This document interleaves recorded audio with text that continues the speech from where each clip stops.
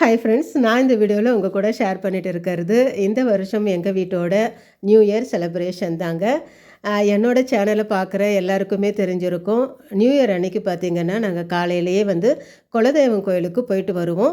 இது ரிலேட்டடாக நிறைய வீடியோஸ் நான் ஒவ்வொரு வருஷமும் உங்கள் கூட ஷேர் பண்ணிகிட்டு இருக்கிறேன். குலதெய்வ வழிபாடு பார்த்திங்கன்னா ஒவ்வொருத்தருக்கும் ஒவ்வொரு விதமான பழக்கங்கள்லாம் இருக்கும். குலதெய்வத்தை வழிபடுறதுக்குன்னே சில விதிமுறைகளை நம்ம வீட்டு பெரியவங்களும் ஆன்மீகவாதிகள்லாம் சொல்லியிருக்கிறாங்க.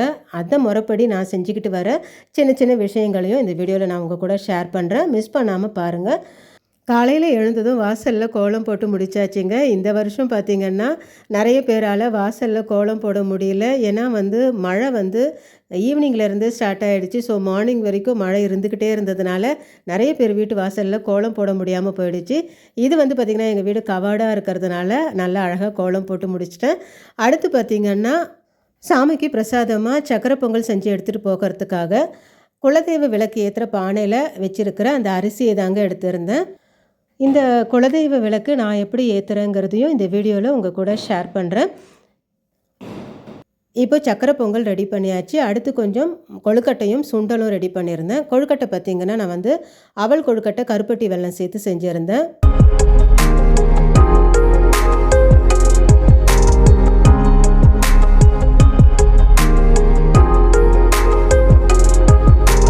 பிரசாதமெல்லாம் செஞ்சு முடிச்சாச்சுங்க. அடுத்து பார்த்திங்கன்னா கோவிலுக்கு கொண்டு போகிற பூஜை சாமான் எல்லாம் நம்ம டைரெக்டாக கடையிலேருந்து அப்படியே வாங்கிட்டு போகாமல் வீட்டுக்கு வாங்கிட்டு வீட்டில் வச்சு கொண்டு போகணும். அதே மாதிரி நம்ம கடையில் மாலை வாங்கினா கூட வீட்டில் இருந்து அம்மனுக்கு பூ கட்டி கொண்டு போகிறது விசேஷம். அதே மாதிரி குலதெய்வ கோயிலுக்கு போகிறவங்க நம்ம வீட்டில் இருந்து வெல்லம், விளக்கேற்றுற எண்ணெய், நெய் இந்த மாதிரி ஏதாவது ஒன்று நம்ம குலதெய்வ கோயிலுக்கு கொடுத்துட்டு வரணும்னு சொல்லுவாங்க.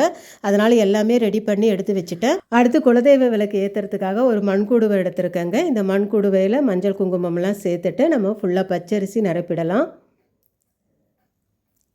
ஒவ்வொரு தடவை நம்ம குலதெய்வ கோயிலுக்கு போகும்போதும் இந்த அரிசியில் நம்ம நைவேத்தியம் சக்கரை பொங்கல் பிரசாதம் செஞ்சு கொண்டு போகலாம். இதில் பார்த்திங்கன்னா ஒரு துண்டு ஏலக்காய், ஒரு சின்ன துண்டு பச்சை கற்பூரம், ஒரு லவங்கம், இது மூணுத்தையும் சேர்த்துட்டு ஒரு மஞ்சள் துணியில் 11 ரூபாய் காசை அம்மனுக்கு காணிக்கையாக முடிஞ்சு அது மேலே வச்சுட்டு ஒரு தட்டு வச்சு அது மேலே அகல் விளக்கு ஏற்றிக்கிட்டு வரலாங்க. நம்ம ஒவ்வொரு தடவை வீட்டில் விளக்கேற்றும் போதும் இந்த குலதெய்வத்தை நினச்சி நம்ம குலதெய்வ விளக்கையும் ஏற்றிக்கிட்டு வர்றது ரொம்ப விசேஷம். காலையிலே எழுந்ததுனால எல்லா வேலையும் சீக்கிரம் முடிச்சுட்டு நாங்கள் பிளான் பண்ண டைமுக்கே பார்த்திங்கன்னா கோவிலுக்கு கிளம்பிட்டோங்க. நிறைய பேருக்கு பார்த்திங்கன்னா குலதெய்வம் கோயில் ரொம்ப டிஸ்டன்ஸில் இருக்கும். இந்த மாதிரியெல்லாம் பிளான் பண்ணி கரெக்டாலாம் போக முடியாது. ஆனால் எங்களுக்கு பார்த்திங்கன்னா எங்கள் வீட்டோட குலதெய்வம் எங்கள் வீட்டிலேருந்து ஒரு 30 கிலோமீட்டர் டிஸ்டன்ஸில் தாங்க இருக்காங்க. ஸோ நாங்கள் பிளான் பண்ண மாதிரி ஒரு 1 ஹவரில் ரீச் பண்ணிடலாங்க கோவிலை. எங்கள் வீட்டோட குலதெய்வ கோவில் பார்த்திங்கன்னா சென்னைக்கு மிக அருகில் ஒரு 30 கிலோமீட்டர் தொலைவில் இருக்கிற குத்தம்பாக்கம்ங்கிற அழகான கிராமத்தில் இருக்கிற துரையாத்தம்மன் கோவில் தாங்க. இங்கே இருக்கிற கோவில்கள்லாம் பார்த்திங்கன்னா ரொம்ப பழமையான கோவில்களாக இருக்கும். அதே மாதிரி ரொம்ப அமைதியாகவும் கூட்டமெல்லாம் எதுவும் இல்லாமல் ரொம்ப ப்ளசண்ட்டாக நம்ம சாமி கும்பிட்டுட்டு வரலாங்க. ஃபஸ்ட்டு எல்லையம்மன் கோவிலை நம்ம பார்த்துட்டு அங்கேருந்து குலதெய்வ கோயிலுக்கு போயிருந்தோம். எங்கள் குலதெய்வ கோயிலும் பார்த்திங்கன்னா ரொம்ப இன்டீரியரில் இருக்கும். ரொம்ப அமைதியான இடமா இருக்குங்க. ரொம்ப கூட்டமெல்லாம் இருக்காது. நல்ல ப்ளசண்ட்டாக சாமி கும்பிட்டுட்டு வரலாம்.